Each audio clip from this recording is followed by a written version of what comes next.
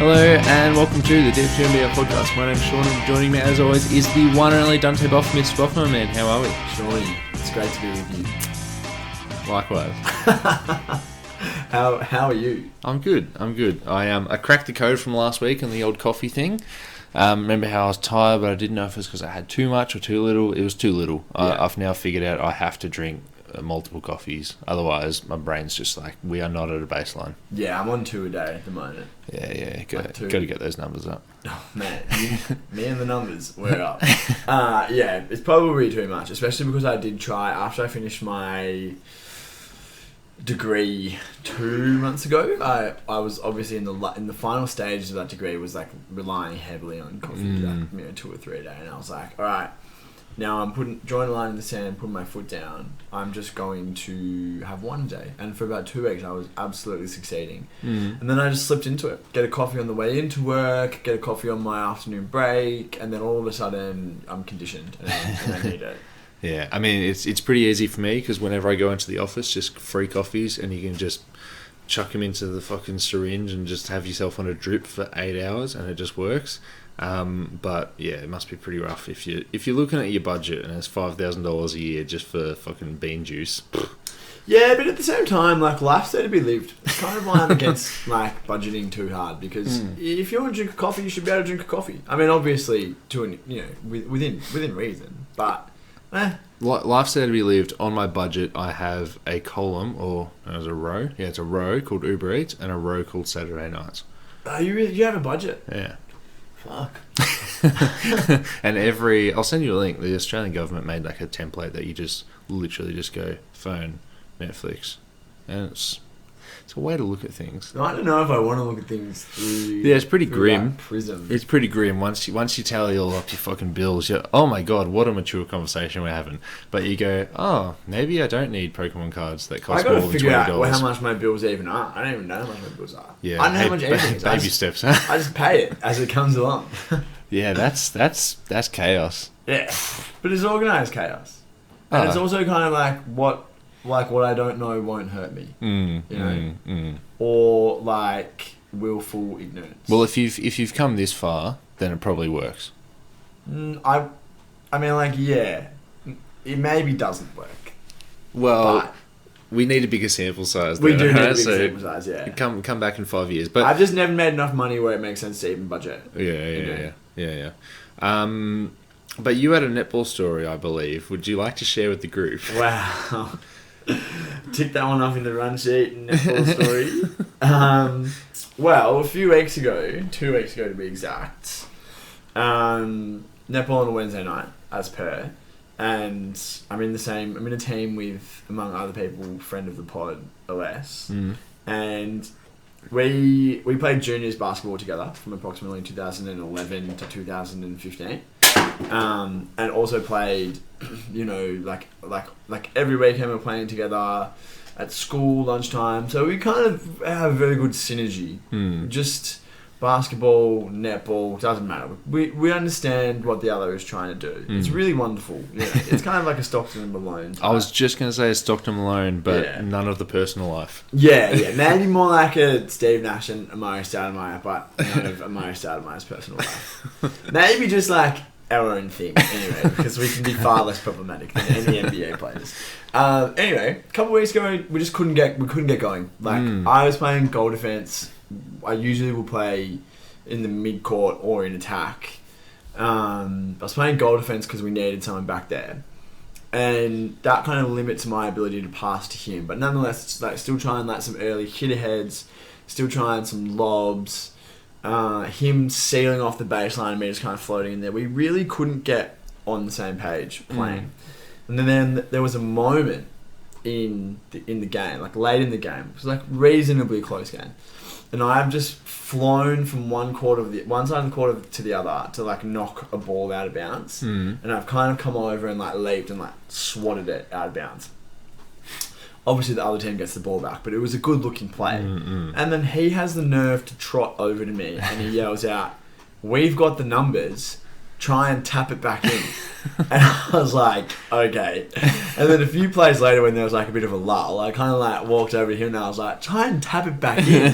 What are you talking about? You're at full stretch. I was like, that is extremely hypercritical. I'm just doing the best I can. This is all, the tongue was firmly planted in the chin. But he was like, oh, I didn't mean it. I'm sorry. Oh, and we were just like, look, we couldn't get on the same page. You're criticizing me where you don't need to. Like, what's going on here? We're just not aligned. Yeah. And then last week, he didn't play. And he was grieving from that lack of chemistry. I think he was doing something with the hugs and kisses. But a friend of the pod, Lucas, filled in for us and did an absolutely bang-up job last week. Mm-hmm. But then last night, back on the same court, and I said to him on Tuesday night when I saw him, like, I don't care what happens, I'm making us on the same page. We are getting this absolutely right. And boy did we ever. Like lobs, little like baseline cuts, like little like using someone else as a decoy and then flinging it back in. I had a really wonderful like split two defenders bounce pass to him directly under the rim, which he just caught in stride and did like a little basketball, like a little floater. It was wonderful. It was really, really nice. And then there was an absolute Gronk playing centre for the other team that both of us were just kind of like scoffing when he did something absolutely laughable during the game.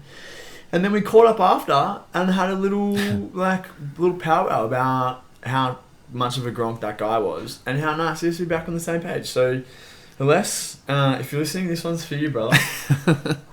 Pour one out. Don't actually. I am a tenant, not a landlord. But pour one out. Episode 162, dedicated to friend of the program. And what better episode than one totally not related to him at all? Is where we're getting into the depths of the off season, which most free agents have signed. Outside of training camp deals, I believe there are 102 players signed to NBA contracts, which is significant for the fact it is 3 digits and no other reason. And so 2 of those free agents who haven't signed are Miles Bridges and Montrez Harrell. Now these 2 guys are not signed for their basketball abilities, is for their off-court actions, and I think it's worth having a conversation here because these 2 guys are, despite everything, really good at basketball, and they, if nothing had happened off the court, they would have been signed on day 1, maybe 2, maybe 3.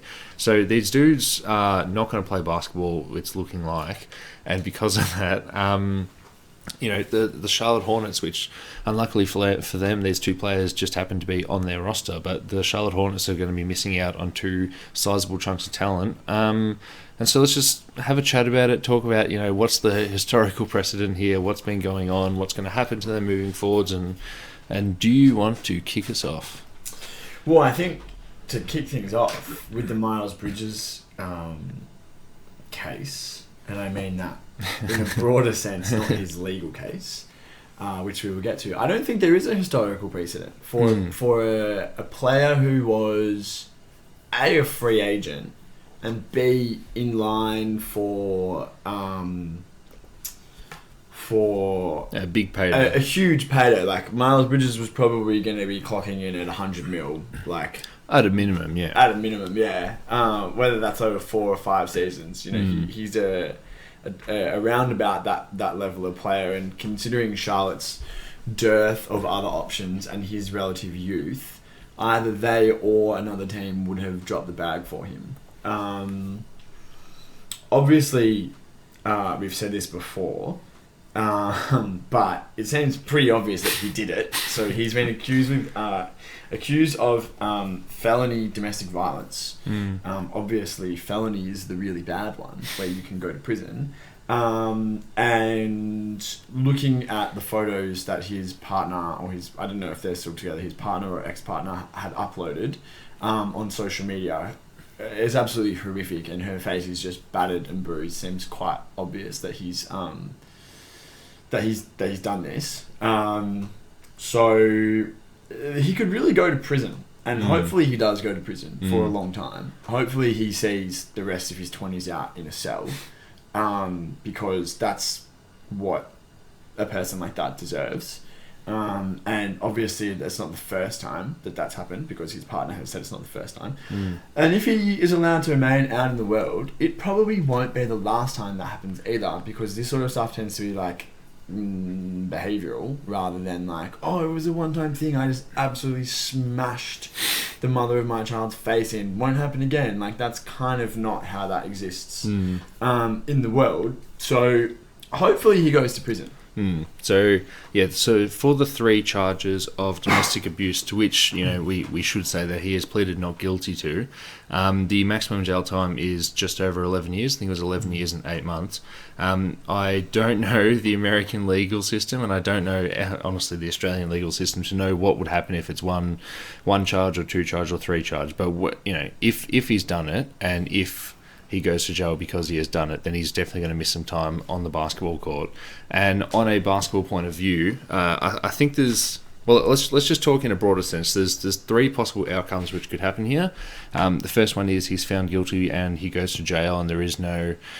I was going to say buyout, but what's the term? Bail? There is no bail limit that a multi-millionaire sports player could pay. Bail only applies after the charges have been laid. Okay. So he's already paid bail. If he actually is found guilty of something, like, you just go to prison. Okay. You then go straight from the courthouse to prison. So he's either goes to jail, and then obviously there's no basketball jersey to be worn. He doesn't go to jail, which we'll get to, or he goes to jail and then maybe it's like a light sentence where, you know, honestly, he would be a free agent like 12 months from now, something like that, whatever it may be. I think if he doesn't go to jail, and I think there's a historical precedent here for Adam Silver really just laying down the law in terms of being socially right. It's also a time in American sports where I can't remember the NFL player's name, but is it Deshaun Watson Deshaun Watson, who was just suspended 6 games for doing something very similar? Is that right? Was that domestic abuse? He's a serial sexual predator with over 35. His whole thing was he would go to massage parlors. That's right. And then there's a better word than pressure, but pressure the women into essentially providing him sexual favours. And so he had over 35 civil suits that were launched against him. All right, so I don't mean similar in terms of severity in the actual case, but I think it's similar in terms of the fact that he got a 6-game ban. Well, that's the whole way that they do that is fucked up. But that might end up getting raised. Because... But I think there was some backlash to how it actually just got to 6 in the first place, when it should most obviously be higher than that. Yeah, so the way that they've done it over there is that the NFL essentially like outsourced the investigation to a former judge who like weighed up all of the evidence and then suggest it's a recommendation that it be 6 games. And then the NFL had the option to accept that and just suspend him for 6 games, or they could basically say, actually, we want to give you a much harsher sentence, which they have elected to do. So it will end up, if the NFL gets its way, it will end up being much bigger. Which is good, because the NFL, more notably than the NBA, has really struggled with domestic violence stuff and like sexual violence from its players over the last 10 or so years. And some people in the NFL have done absolutely horrific things that far eclipse what Miles Bridges appears to have done, which is really saying something. And they've struggled to figure out how to handle it, to the extent that like there's a guy who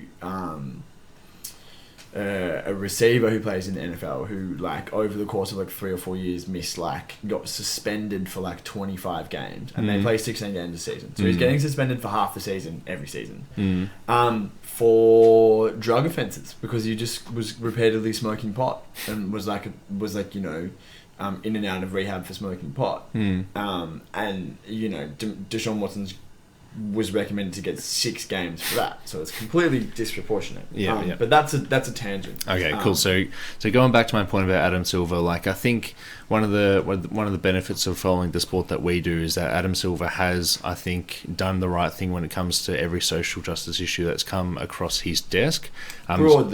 Broadly, outside of China. Yeah. So I think we'll be pretty comfortable in saying that if he doesn't go to jail, Adam Silver would penalise him in, let's say, a strong way, whether that be a year or longer suspension. Yeah. On the contractual side of things, Charlotte did extend the qualifying offer before his arrest. I think that was done just before free agency actually opened, which was still legal. His qualifying offer, whatever it may be worth, just under $10 million, would make him a restricted free agent, which he was, but then obviously Charlotte didn't offer a contract once this information had come out. So this came out, I think, a couple of days before free agency opened as well. So the timeline does line up there. And the Hornets have released a statement which is full of just like legal speak and PR talk, where they essentially said, let's just wait and see. If he's not guilty, then obviously he's not guilty, and we can move from there.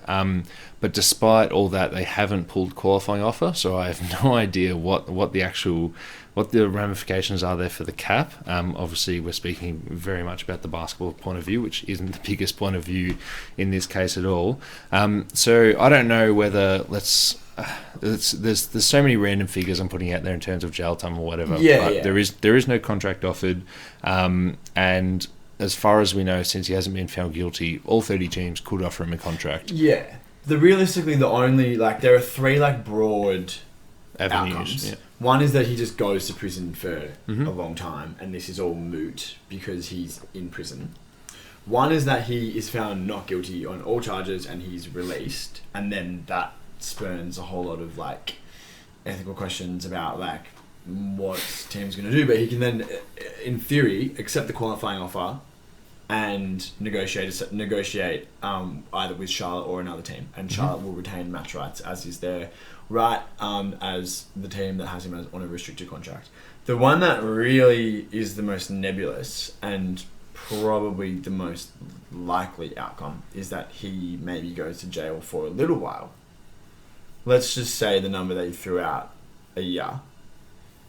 If he goes to prison for a year, what happens with his cap hit for this year? Because the qualifying offer has been extended, but it hasn't been accepted. So could he, in theory, accept the qualifying offer and get paid $10 million to be in prison? Or would that then be that be frozen, and when he comes out of prison, he'd play on the qualifying offer or be able to negotiate? Or does it get completely voided because it's been extended to him, and there's got to be a deadline on when the qualifying offer can be accepted or declined like that, and then it just lapses and he just becomes a free agent, a complete unrestricted free agent who, when he comes out of prison, can negotiate with any team. And whilst more broadly, the NBA is much more progressive than the NFL. And maybe even more sports leagues around the world. I don't have much faith that if he went to prison just for a little while and was available for other teams when he came back out of prison, that he wouldn't have a bevy of offers on the rich table. Contract offers that maybe not approaching the numbers that he was going to get this year, but that were nonetheless in the mid-teens on average annual value. Which is whether it's Charlotte or another team, that's the most cynical outcome is that he is actually proven guilty of having done these terrible things to his partner and to his child, allegedly. And then that ends up becoming a bargaining tool for teams to say, we want you, but at a lesser value. And then instead of paying him 25, you pay him 15, and you still get him. Just has to be mentioned, he's a rich ball client. So you could see a storyline forming once if that avenue does happen where he does go to jail for 1 year.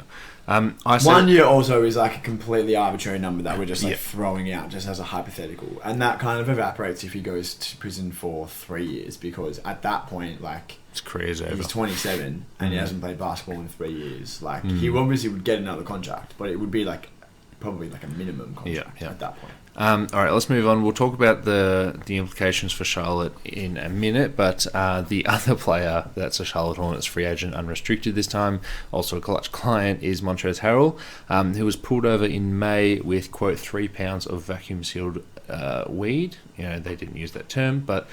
and he claims that the car was rented. His hearing is this month in Kentucky, and bloody blah.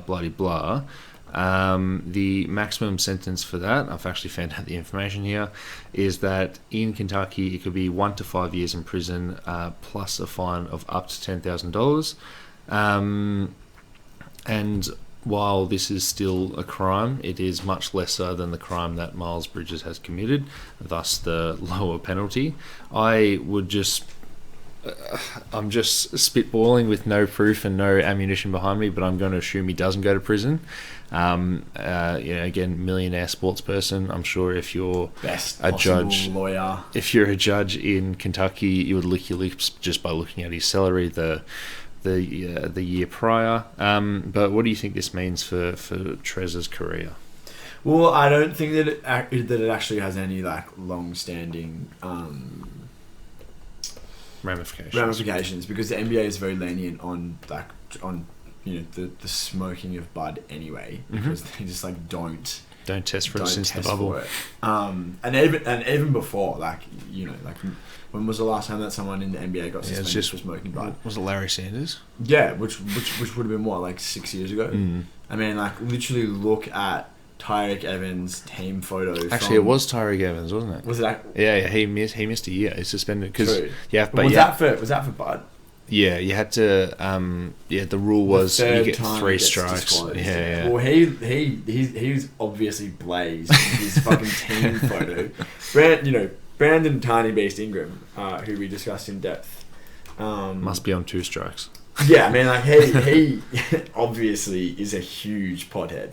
Just looking at him. I'm just googling the Tyreek Evans. The NBA is much more permissible. The use of marijuana is much more permissible than other offences to the NBA. So, he might be in line for like a suspension, because obviously the NBA doesn't like its players getting arrested. But in terms of his like larger career, I don't think it has any issues. I did do like a search to try and find like whether this is like, obviously Montrez is like on the team, but I did do he's a free agent.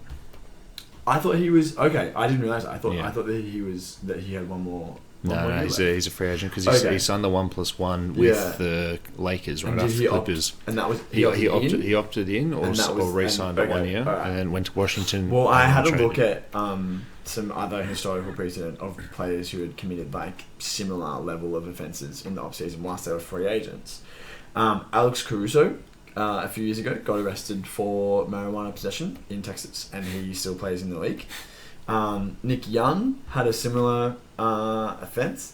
The best one is a TMZ article from 2014, which is titled "NBA Free Agent Tased in the Ass During Insane Bar Brawl," and they're advertising exclusive details. And the NBA free agent mentioned in the article is a 6'11" combo forward who played college basketball for Jim Boeheim at Syracuse, and spent the majority of his career with the Sacramento Kings somewhat unsuccessfully. Any guesses? Another clue is that Lucas has definitely mentioned him in the context of a a 2K conversation, like players who are good to play 2K. Kevin Martin? No, Nah. he's not 6'11". Nah. He's also significantly worse than Kevin Martin. Simbula. Nah, it's Dante Green, and he was having a brawl with Jolon Dunbar, who at the time was an NFL linebacker, at Dream nightclub at about 5:20 a.m. on a Sunday morning. Yeah, right. And they tased his ass. They literally tased him in the ass whilst he was fighting somebody else. And the article is great failing as it doesn't go into more detail on a quote from Green at the very end of the article, where cops say he apologised for his actions, explaining that Dunbar, the other man involved in the altercation, had been after me for years since I got to the NBA. He was beating my brother and I had to do what I did. I want to know what's going on there. This guy's been after you since you got to the NBA? What? The NFL player. The NFL player is after him. What does that mean? What's the history here? It sounds like something that's like up TMZ's alley, and yet they haven't really pulled on that thread, which I was disappointed with. But I mentioned those examples more just to the point of like, it'll be he probably won't go to prison because he's got the best lawyers in the world because he's an NBA player, and he'll probably just pay like a large fine or do like some other sentencing thing that won't interrupt his ability to be part of a basketball team, and the NBA might suspend him for half a season or less. But his long-term prospects, like he's young enough that he'll still, like have a role. Yeah. But the whole kind of purpose of this broader conversation up to now has been to outline these two cases. But for the 2022 Charlotte Hornets, both of these examples are quite dire because you look at the roster that this team, who is supposedly, an ascendant young team with like an all-star 20-year-old point guard, this team is actually awful. Yeah. Well, and also, terrible. Do you remember who their head coach is? I literally was just thinking that. So they signed Kenny Atkinson, and then Kenny Atkinson reneged after winning a title with Golden State Warriors. Yeah. They immediately flipped around and signed Steve Clifford. Again? No, you're pulling my chain. Steve Clifford, the florist, the florist of razors, the razorist of florers. Yeah. Someone who's not known for freelancing on offense and having the most free-flowing Someone offense. who's just not known for offense. Who's not known for offense. And you've got a guy, you've got two guys in Terry Rozier and LaMelo Ball who, honestly, if you just give them the ball and tell them to do what they want with it, you might just have a good offense. And then obviously there's ways to upgrade that, but you might just have a good offense if you say, hey, LaMelo, just pass. Do you want to have a guess at Steve Clifford's career winning percentage?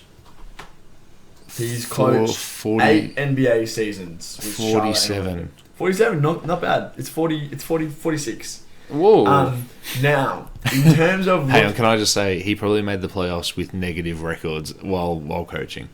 Yeah, he definitely... Orlando? He definitely did. They made the playoffs in 2019, 19-20 with Orlando with a 33... Won a game. Yeah. Won a game against the NBA champion Toronto Raptors. So, his career playoff winning percentage is 24%, which is bad. Would you like to guess the most amount of games he's ever won in a season? 40.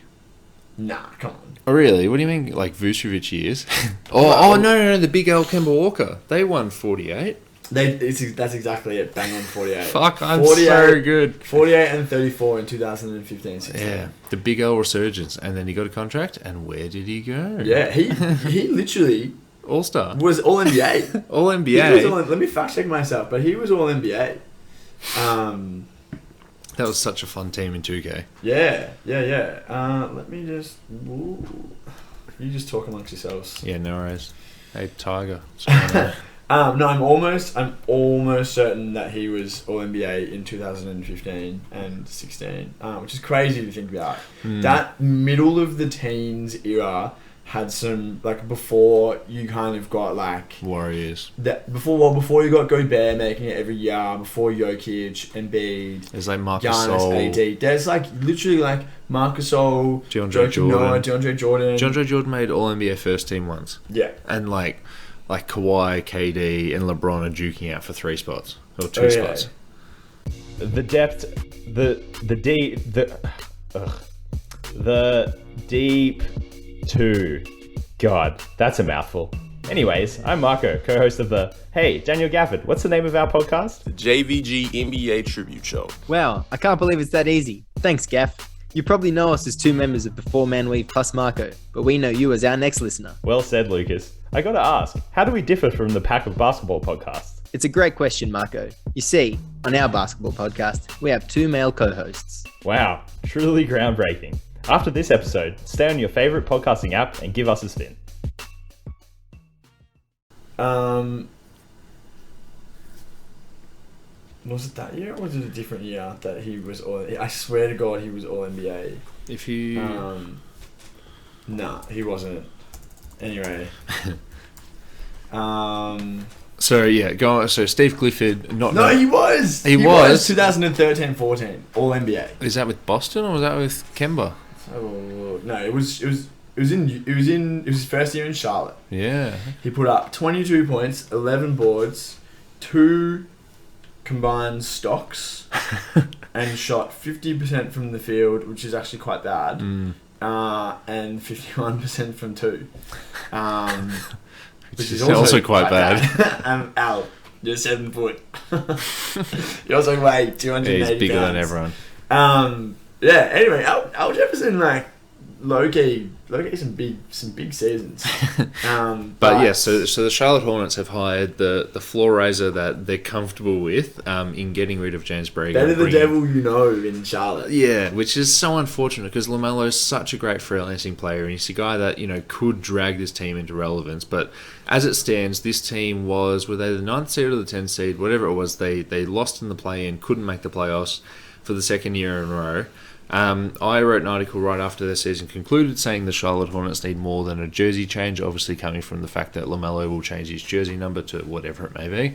And I was like, cool, you know, re-sign Miles, you've got quite a good big tandem, and just maybe like throw some offers out there, bring in maybe a better coach. I didn't really mind about the James Borrego thing, but you just have to do something to make a splash here because right now you just aren't going to go anywhere if you keep saying, oh, Mason Plumlee, yeah, we'll win 40 games, we'll win 38. And all this team has done, outside of re-sign a couple of key guys and draft Mark Williams, is lose 2 of their better players. Now, Montrez Harrell, I think he's, in the past few stops, he's sort of overstayed his welcome, and the team that has let him go has been, in my eyes, very happy to let him go. The Lakers, he obviously joined the Lakers when they had that disastrous season where they didn't play very well at all. Also, just not a great fit to play a non-defensive big next to AD and LeBron.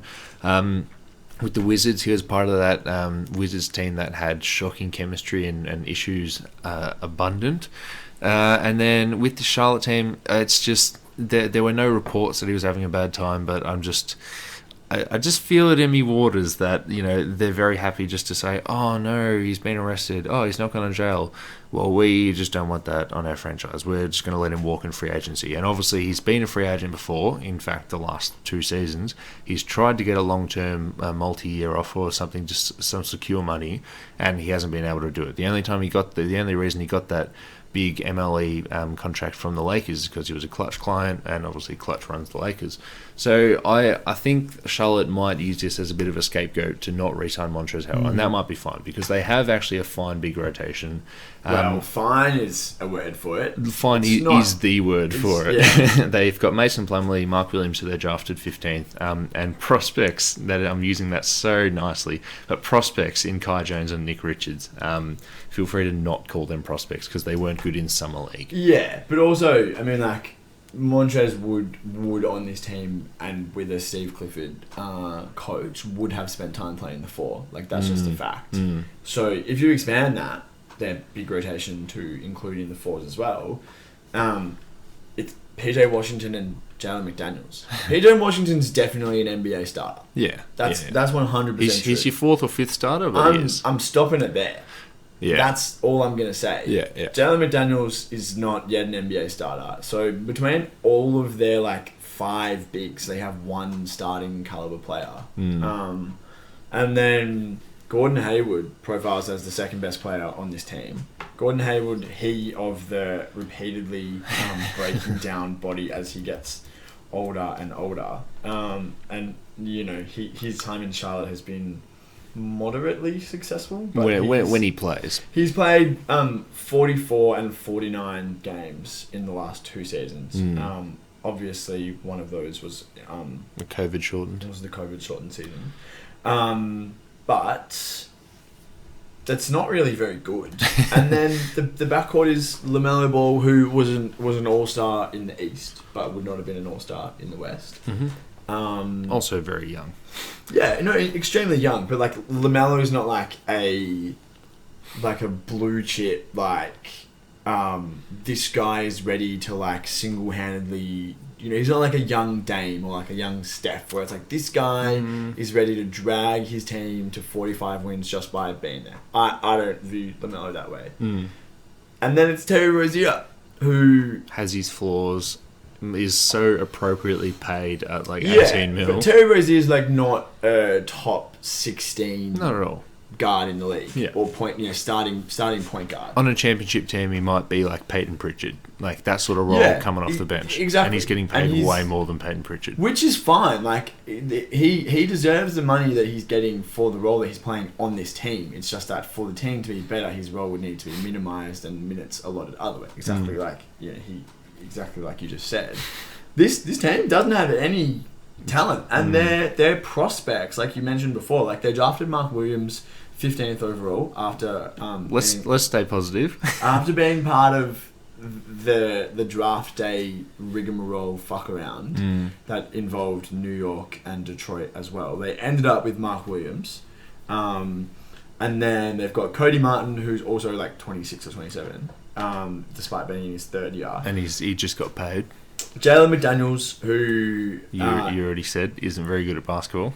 Well, I mean, he might end up being okay, but he's 24 years old. He's also the classic toolsy wing that can't shoot or dribble. Yeah. Again, there's a ceiling on that unless he drastically develops his game. And then James Bouknight, who they drafted I think 11th overall last year, ostensibly as a Malik Monk replacement, and who just didn't play at all. So we don't know if he's good or not, but the fact that he didn't play... I don't think he was very good in Summer League. Yeah, so that's I was thinking about it today, and I don't think that that's a play-in team in the East. Yeah. Well, looking at the standings, they were 10th, and the Knicks and Wizards were just behind them. And when I say just, I mean significantly. But I think both the Knicks and the Wizards are better than that team.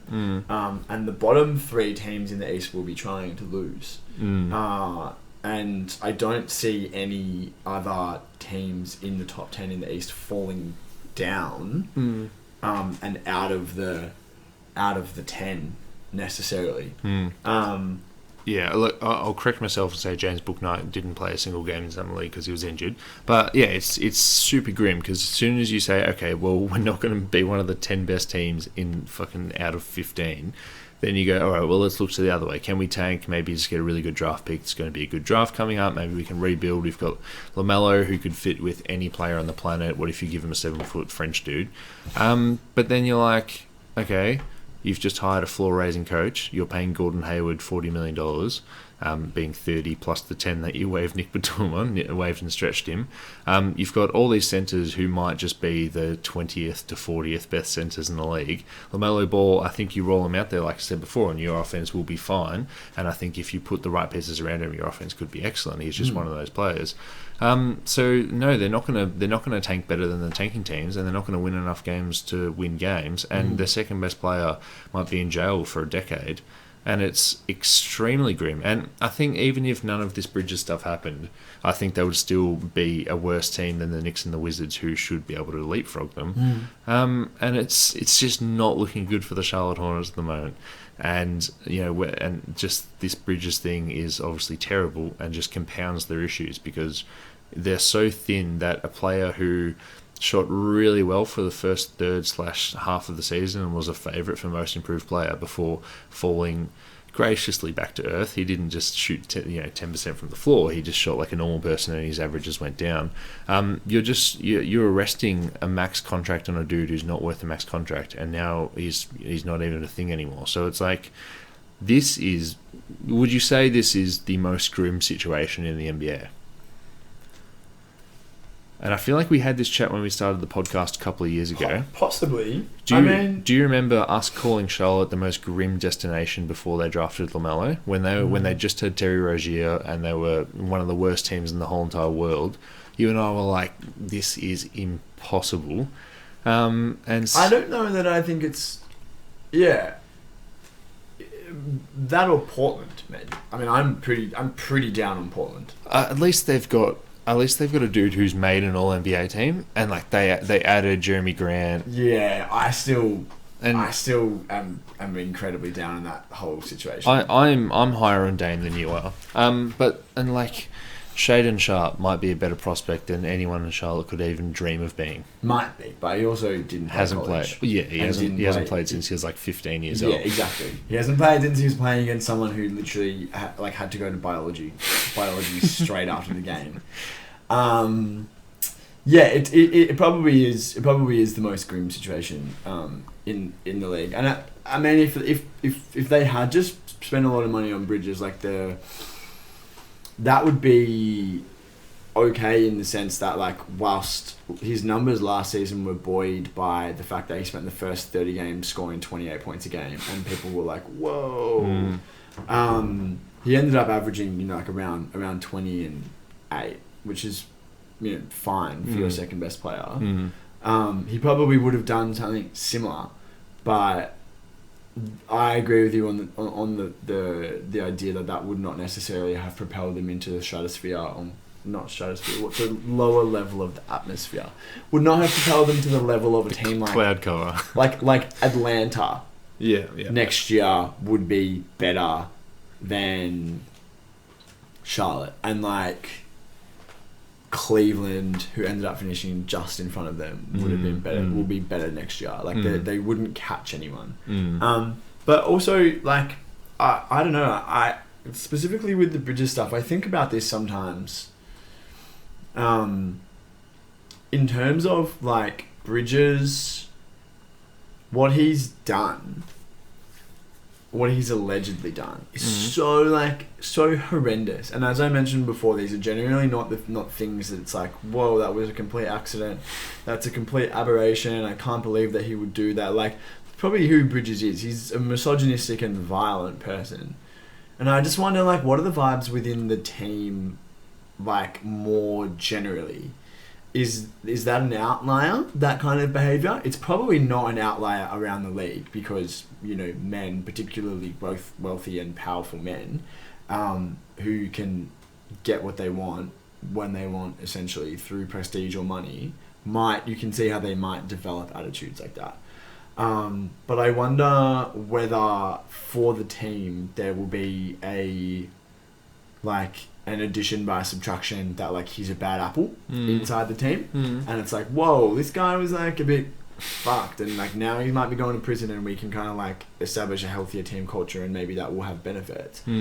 Or the more cynical outlook is that is actually representative of the team culture and more representative of the culture of NBA players at large. Yeah.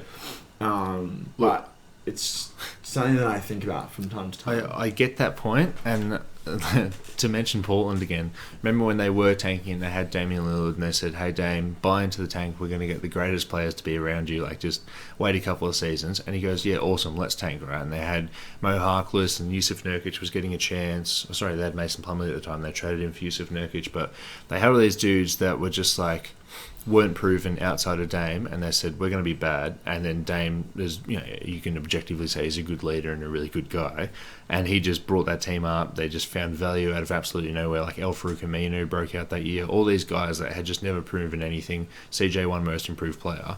That's an awesome addition by subtraction, where you're able to build this nice chemistry and build from the ground up and just find gems lying on the ground. I look at this roster and I'm like, PJ Washington is who he is, and he might be who he is forever, and that's a really good player. But I mean more like intangibly, like I don't know. Maybe it's stupid to say that that could have an improvement on like. I don't think it's stupid, but I'm just saying like who's doing it, who's getting better to help this team, like in a more happier environment. Yeah, that's true. Well, I mean, Book Knight was a first round pick for a reason, and that was when the pick was made. People were like, yeah, that's where he should have gone.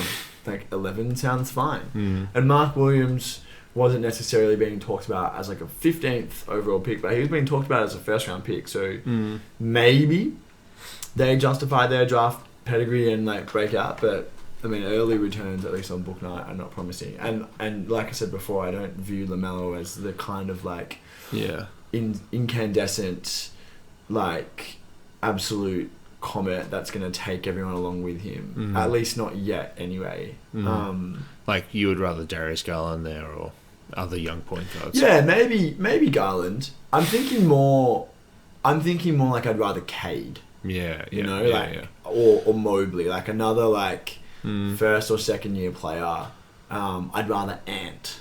Big Jim. Yeah, Big Jim. Like I'd probably rather have all of those guys. I mean, like an easier way to say it is his ceiling is All-Star, not All-NBA. And the thing as well is like he obviously is such a special offensive talent, and he's one of the best passers and facilitators and creators in the league, like already, period. But offensively, he relies a lot on jump shots, which doesn't always shoot efficiently, doesn't get to the rim, and doesn't shoot free throws. So it's not like completely out of the possibility that like if he spends 35 games not hitting his jumpers, which players, like every player has had a stretch like that, then all of a sudden his offensive utility is like massively decreased. Especially if the talent around him gets worse. Oh yeah, exactly. And it's difficult to kind of pass how sustainable that is going forward. And yeah, maybe his ceiling is like a low level all-star in the East, which again is another thing that's like, whoa, he's an all-star in the East. All right, just final thing to wrap up here, Dante. It wasn't a half an hour podcast, we're at 45. But just to wrap up this whole chat of talking about what's happening to these two free agents and just shitting all over the Charlotte Hornets. We often talk, and by we I mean the basketball cognoscenti, where you hear about these teams that are struggling but they have that star. People often talk about them being on the clock and being like, okay, Karl Anthony Towns has 5 years and Minnesota better prove that they're good enough now. And I wrote an article that you can read on the deep2.com talking exactly about that. But he's been a guy who's been named, or it's like he's the next young star who might be a big free agent. And we people, again, not we, people have spoken a lot about Zion Williamson, where he's a free agent this offseason, maybe next offseason, but he signed the extension with New Orleans and he says, I'm here in New Orleans, like it's going to be good, blah, blah, blah. While not a unrestricted free agent, we might, if this situation stays extremely dire for 2 more seasons, and I'm higher on LaMelo Ball than you are. I think he can be an All-NBA point guard. What if he's the guy, instead of Zion, who was anointed the first restricted free agent to pick up the qualifying offer, what if it is LaMelo Ball, who, unlike Zion, who's surrounded by a really good team with heaps of picks to get better, this Charlotte team isn't? Could you see that happening? Like, do you think that might be like LaMelo Ball? Obviously, you've got the dad element there, where his dad's a little bit of a nut job who might be in his ear saying, "Get out of there." Could LaMelo Ball maybe be the first guy to just pick up his qualifying offer and say, "I'm gone in a year, get fucked"? Well, I think I have 2 responses. He won't be the first, because Colin Sexton's going to do it. That's different, because it's not like the team would want him. I'm talking about the team that wants him. Well, he would be the first player to ever do it. Oh, really? Yeah. Would he actually? Oh, okay, cool. No lottery pick is ever like not extended by taking the qualifying offer to become unrestricted and get like 100 mil. Yeah, it's never happened because Colin Sexton at the moment, the offer on the table for him is 3 years 40. and his qualifying offer would be like 1 year 7. So Sounds about right. in terms of gross amount of money, like gross total income left on the table, like you're leaving, you're taking an offer that's like 20% of what you're getting locked in. Yeah. So that's why people don't do it. I think if that was a realistic possibility for LaMelo, we would have heard about it by now, because he's going to be extension eligible in 1 year. And with someone like Zion, where it was like started really early. He was drafted, and people were like, well, you know, he might be looking to take the qualifying offer. Like, LaMelo seemingly has all the pieces in place for that, because, like, he's, you know, like, he's LaMelo, and he's, like, loud and brash, and he's got the swag, and his dad's LeVar. Yeah. All of those things might point in that direction, but I think if that was really an option, that we would have heard about it by now. And also, not to be all like fucking Bleacher Report about it, but MJ is the owner there, and I don't think you can overestimate the impact on like MJ being involved and like a 20-year-old being like, whoa, I'm fucking talking to Michael Jordan every day. Michael Jordan is telling me like, I want you to be the leader of the team. Like, I think that probably does have a bit of draw. Yeah, a bit of draw. And then LaMelo just says, we'll pay the fucking tax. Yeah. And then he goes, no, you're free. And the thing as well is, though, it's not like Charlotte has a history of losing their elite young talent anyway. I'm going to exclude Kemba, because obviously... That was his third contract anyway. It was his third contract, and he left because they fucking, like... It wasn't they like... wanted Terry Rozier. Well, he left because they were like, we don't want you, rather than him trying to like force his way out. They wouldn't extend him, and then they mismanaged the trade. Anyway, if you want to hear more about that, you can go back to our June 2019 episodes. I think episode 17. But it's not like Charlotte has like history of like, you know, Anthony Davis forced his way out, and then Zion's talking, you know, people are like, what was Zion going to get out? Yeah. Because Charlotte has never really had the young talent to force out. Anyway, so, you know, I don't think there's a precedent there simply because of like lack of resources. Yeah. But I just to cap that, I do think that if that was a realistic possibility, we're now a year away from LaMelo being able to sign a big max. So I think we would have heard about it if that was a possibility.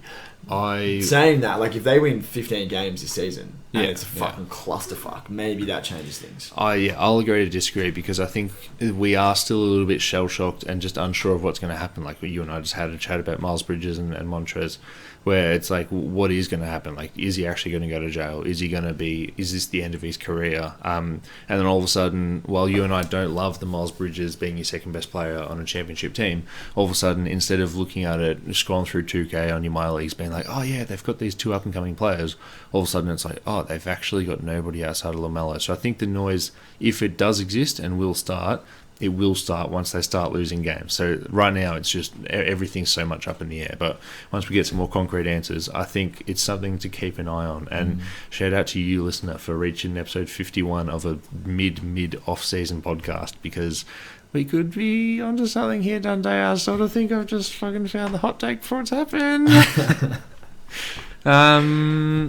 Just remember this episode 162, so we can take credit for this in 3 months' time when the report comes out. That's like LaMelo, 6 months. Give it a little bit of leeway. Who's LaMelo's agent? His dad, Jermaine Jackson. Isn't that He's from Jay-Z's agency. That's right. Yeah. Cool. But wasn't he? Did he have another link to? Was he like Michael Jordan? Yeah, the Jackson 5. Whoa, that's the guy from the Jackson 5. I'm struggling here. Yeah, Jermaine and his brothers. I saw this thing. Where the fuck did I see Member of it? the Jackson family. I saw this thing the other day that was like the Jackson 5 when they were like first starting out, and they went on like a talent show. Yeah. And they all went out, and it was like, what's the sister's name? The one that had the nip slip? Janet. Anyway, they all go out, and it's like, I'm Michael. No, it's like, I'm Jermaine. I'm Janet. I'm Sarah. I'm Marcus. And then Michael Jordan, the youngest, comes out and he's Michael like, Jackson. yeah, Michael Jackson. Fuck, this is a train wreck story. We need to end after this. Michael Jackson comes out and he must be like 16 or 17, and they all sounded like vaguely musically talented. They were like, I guess you got a nice voice. And he comes out and he's like, I'm Michael Jackson, and just like, whoa, you're like, this kid's got it. Like, he's the voice of an angel. And it's so sad that we only know him as the white-faced plastic surgery freak that, you know, like, had nefarious rumors about him. And, like, hung his child, like, by his legs over a balcony and shit like that. Anyway, I remember exactly where I was when I heard that Michael Jackson had died. Yeah, I was in the Dalgety Street schoolyard before school at like 8:45, and it was a Friday. I remember. It actually might have been the last day of term. Anyway, I've got no idea where I was when he died. That's just the age difference between us. Might have been a bit before your time. Yeah, I'll keep that joke till I stop recording. Dante, I'll speak to you next week. It's been a pleasure.